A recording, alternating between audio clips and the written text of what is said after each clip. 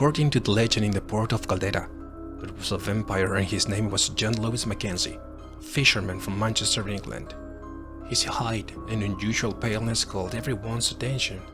Besides, John liked going out at night only. As a joke, some people nicknamed him the Vampire. In addition to his odd appearance, John suffered from an illness in his gums, which were bloody all the time. The supposed rumor of the presence of a vampire in Caldera would be confirmed after the death of the captain Justo Paredes, whose body was found with a horrible fangs mark on his neck.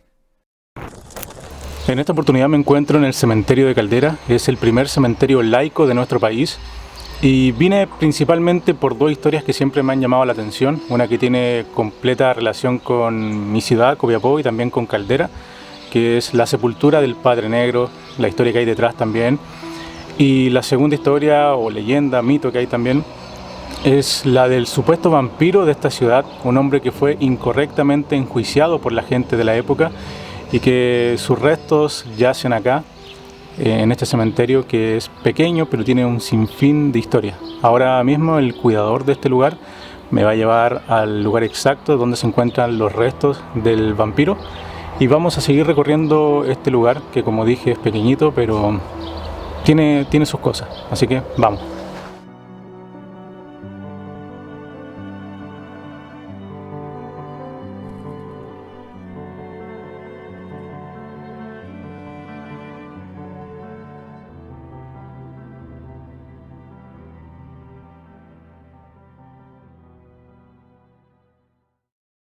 La historia que yo realmente he escuchado por mi familia, de que es una familia antigua de Caldera, esto como que se transgredió el motivo de la tumba, ¿entendí? Del cajón, porque supuestamente el cajón estaba con cadenas por alrededor y era porque no era realmente que era un vampiro, sino que esta persona tenía una enfermedad de esos tiempos, una enfermedad que era muy contagiosa. Así que por lo tanto tomaron la providencia del caso y como que lo encadenaron en el cajón para que nadie pudiera abrirlo. Y después la gente empezó ya a agredir la historia y decían de que era un vampiro, no, pero la realidad es que él murió de una enfermedad muy contagiosa. Creo que era una enfermedad que en la encía. En la encía, correcto. Porque creo que hubo un rumor en ese tiempo en donde habían encontrado una persona, o sea, justo cuando él tenía la enfermedad, una persona con una marca. Con una marca, claro. En el cuello. Pero como digo yo, la historia es esa de que él murió de una enfermedad muy contagiosa y es relacionado con la boca. Claro, era un inglés. Por eso que mucha gente venía y miraba para adentro por esa ventanita. Miraba para adentro, entendí, pero bueno, yo nunca.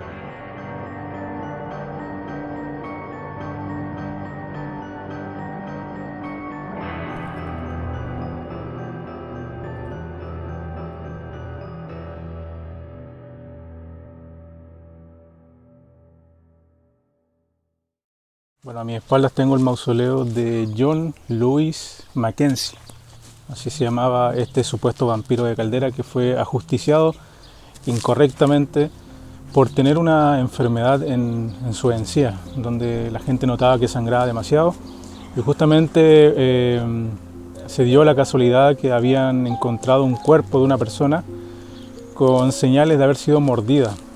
Automáticamente se le señaló a él, a John, como un vampiro, y es donde la gente comenzó a perseguirlo hasta dar muerte, y se encuentra justamente acá, en este mausoleo que hoy está rodeado de palomas, pero que en este momento vamos a ver.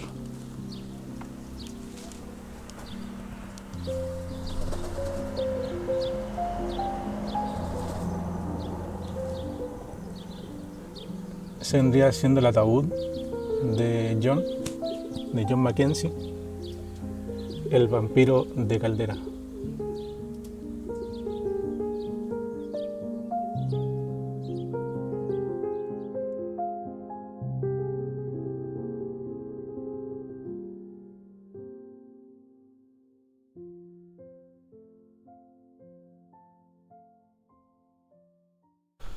Bueno, por primera vez voy a conocer la tumba de Crisógono Sierra y Velázquez, más conocido como el Padre Negro, un hombre muy importante no solo para la comunidad de creyentes de la fe en Copiapó y Caldera, sino que en general, en realidad, porque a donde iba él dejaba cruces, le atribuyen muchos milagros también o capacidades sobrenaturales a este hombre, y la verdad que estoy muy emocionado de poder conocer esta tumba que en su momento calderinos y copiapinos se pelearon el lugar de sepultura. De hecho, en Copiapó ya estaba lista la sepultura del Padre Negro, pero finalmente fue sepultado acá. Tiene una tumba bastante bonita y es súper reconocible para la gente que pasa por fuera, porque hay un busto justamente del Padre Negro en ese lugar.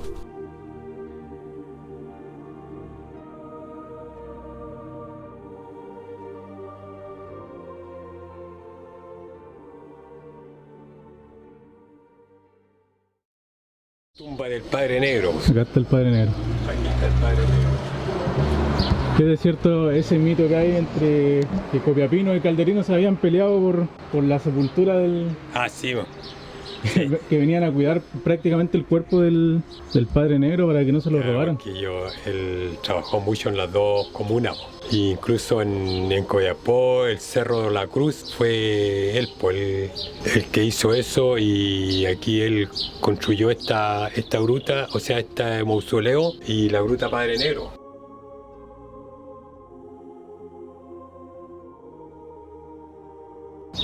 Que decían que al lado de esa gruta hay como una entrada que hizo él. Sí. Una entrada.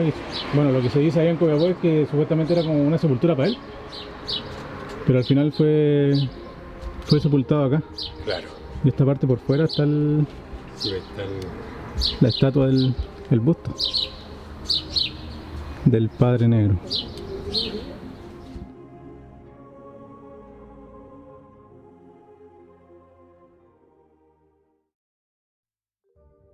Bueno, no sé si será el lugar apropiado para hacer esta pregunta, pero ¿alguna vez ustedes han sido patas negras? ¿Quién no? No, mentira. No, pero hablando en serio, ¿alguna vez fueron patas negras? Bueno, patas negras es un hombre infiel, un hombre que se mete con la esposa de un amigo o la novia de algún amigo. Y bueno, acá en este cementerio me estaba contando Humberto, el cuidador, que hay un patas negras, un hombre que fue pillado en el acto y fue asesinado, pero la gente le dejó un recuerdo muy particular como para recordar su muerte, tanto bizarro también. Y ahora Humberto nos va a contar un poquito así resumido de la historia del Patas Negras, para ver si hay alguno por acá también que está viendo este video.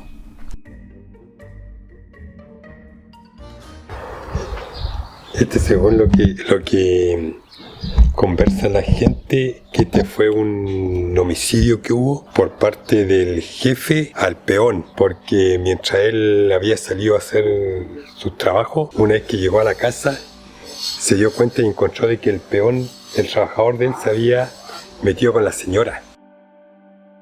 Por lo tanto, él lo mató y lo tiró. En ese tiempo habían los famosos pozos negros. Entonces, una vez que él lo asesinó, lo tiró al pozo negro. Y a raíz de eso, él, cuando lo sepultaron, vino y puso la taza. Esta especie de taza de baño antiguo. ¿Recuerdan que era con un hoyo nomás?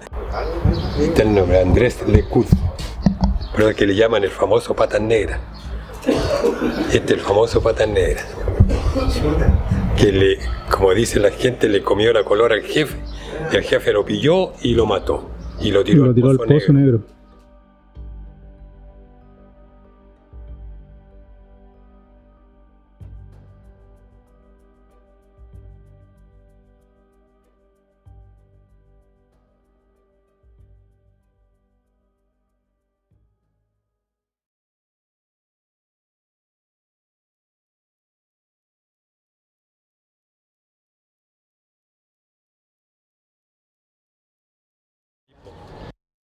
Oye, yo tengo una historia real, pero también muy poca contada, porque fue en el tiempo que estaban ellos.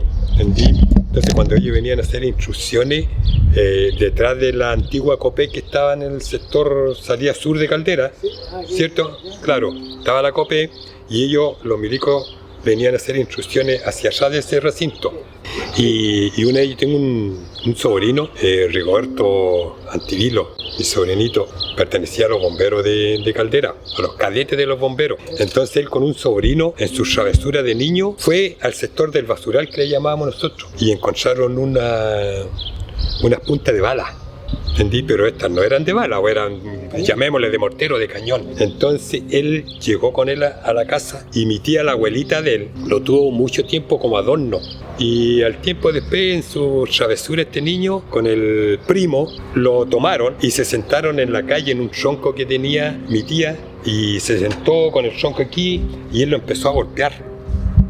Lo empezó a golpear y eso explotó y a él lo destrozó. Entonces yo, por ejemplo, tenía una diferencia con él como de 3, 4 años. Ese tiempo eran aproximadamente las 12 del día y yo venía de mi trabajo y encuentro de que mi hijo va cruzando para ir a jugar con este niño, y lo tomo y dentro y siento la explosión. Y mi primo, el papá de este niño, tenía camiones, entonces él estaba arreglando los neumáticos. Entonces nosotros lo relacionamos con mi señora, que se le había reventado un neumático a mi primo, y no, pues fue la explosión. Y salgo yo y veo la polvadera, pedacitos de cuerpo humano pegado en las paredes de la casa de al frente. Veo la polvadera, le entrego a mi hijo, se lo entrego a mi señora y cruzo, y lo único que hice yo fue de entrar al dormitorio de mi tía, sacar una fresada y tapar a mi sobrino, porque estaba destrozado total. Con tal que al abuelito de él, a mi tío, le habían llegado una esquila que se le incrustaron en el cuerpo, en la pierna. Y al primo de él, que estaba detrás, cuando él estaba golpeando, el primo estaba detrás, lo dejó inválido. Lo dejó prácticamente con una cojera de por vida.